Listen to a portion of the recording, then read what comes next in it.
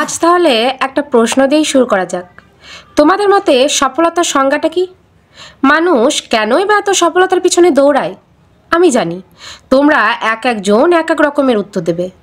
বিজ্ঞানী Thomas Alva Edison সফলতার সংজ্ঞায় বলেছেন, সফলতা হলো এমন এক বস্তু যার 1% ট্যালেন্ট আর 99% পরিশ্রম দিয়ে তৈরি।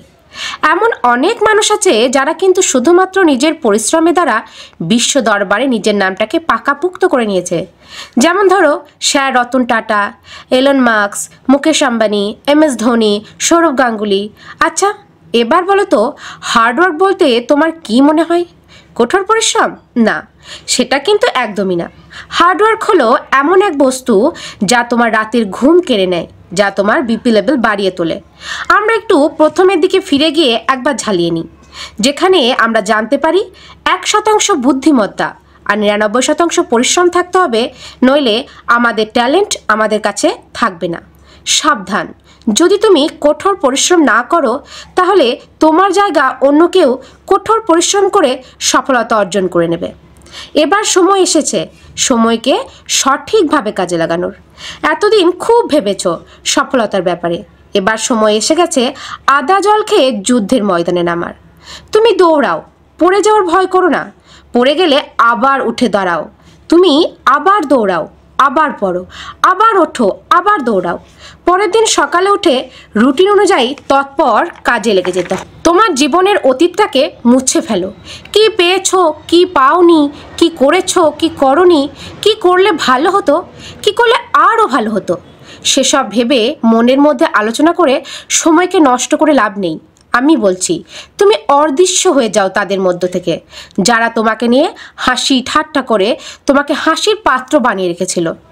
তারপর হঠাৎ একদিন একটা বড় অ্যাচিভমেন্ট নিয়ে ওদের সামনে এসে দাঁড়াও। আমি হলপ করে বলতে পারি তোমার সাকসেস দেখে ওদের পা থেকে মাথা পর্যন্ত যেন পুরো শরীরটা দাও দাও করে জ্বলে উঠবে। একটা বাস্তব কথা আমাদের মানতেই হচ্ছে যে আমরা ঠিক ঘোড়ার মতন, যতক্ষণ না আমাদের পিঠে চাবুকের বাড়ি পড়বে ততক্ষণ আমরা আগে এগোতে চাই না। যেমন ধরো কোনো একটা বড় লোকসান না হওয়া পর্যন্ত আমাদের কিন্তু চোখ খোলে না। এখানে বলে রাখি, কিছু অবুঝ ওভার স্মার্ট পাবলিক আছে, তারা বলবে এগুলো তো আমরা জানি, শুধু কি জানলেই হবে? আসল জায়গায় কাজে লাগাতে হবে তো।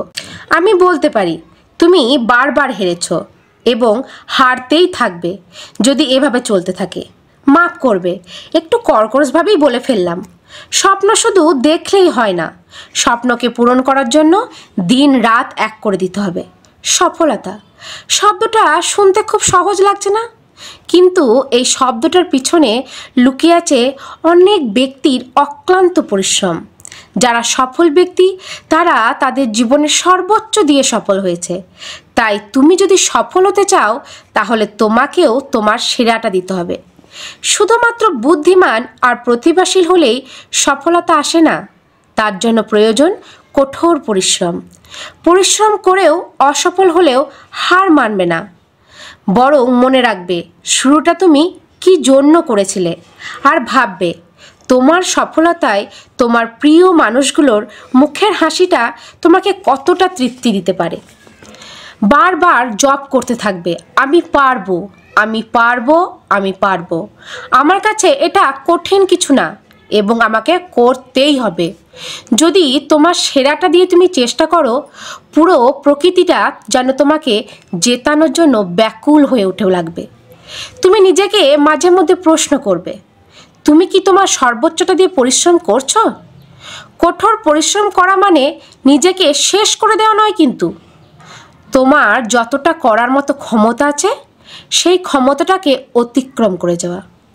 কঠোর পরিশ্রম করে তোমার মধ্যে যে ভয়টা আছে সেটা দূর করতে হবে, নিজেকে সম্পূর্ণভাবে তৈরি করতে হবে। অথবা ভালো কিছু করার সুযোগ পেলে সেটা তুমি করতে পারবে না। তোমার এই কঠোর পরিশ্রম তোমাকে সবার মাঝে থেকে আলাদা দেখাবে। পৃথিবীতে যত সফল মানুষগুলোকে বর্তমানে আমরা দেখছি, তাদের শুরুর জীবনটা অনেক কঠিন ছিল। দুটো মানুষকে কিন্তু আলাদা করা যায় শুধু তাদের পরিশ্রমের মাপকাঠি দিয়ে। তোমাকে কঠোর পরিশ্রম তোমাকে তোমার লক্ষ্যের কাছে নিয়ে যায়।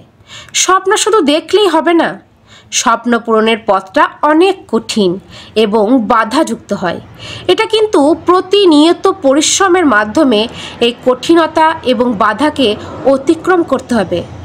প্রথমে তুমি নিজের লক্ষ্যটাকে স্থির করো এবং সেটা পূরণের জন্য প্রতিদিন একটু একটু করে এগোতে থাকো। স্বপ্ন কখনোই একদিনে পূরণ হয় না।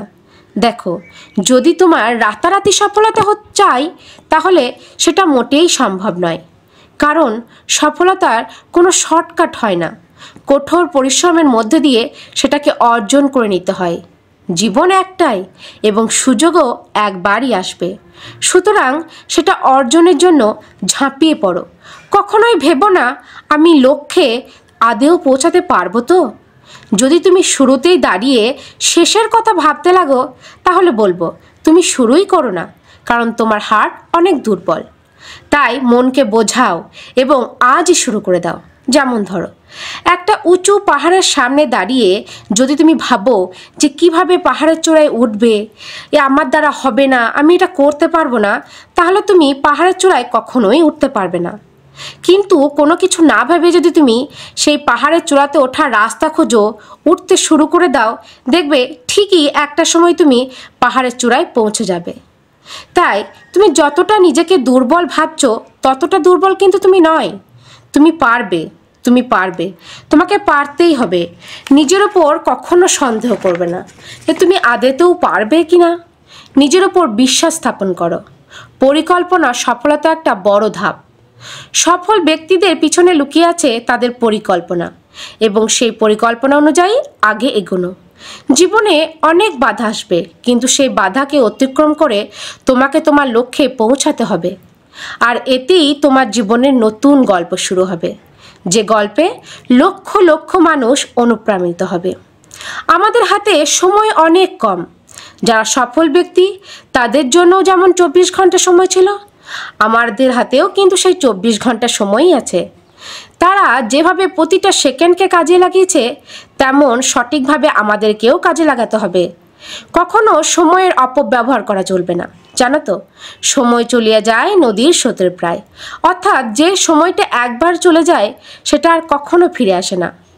তোমার হয়তো মনে হচ্ছে তুমি পরিশ্রম করে যাচ্ছ কিন্তু সফলতা পাচ্ছ না, কিন্তু একদিন তুমি অবশ্যই জয়ী হবে। কোনো ব্যর্থতাই তোমাকে দমিয়ে রাখতে পারবে না। আজ তুমি কথা দিয়ে যাও যে তুমি আজ থেকেই শুরু করবে, নিজের লক্ষ্যকে পরিষ্কার করবে এবং কঠোর পরিশ্রম করবে। ভিডিওটি ভালো লাগলে লাইক, শেয়ার, কমেন্ট করে যাও। আর সেই সব বন্ধুদের শেয়ার করো যারা মন ভেঙে গেছে।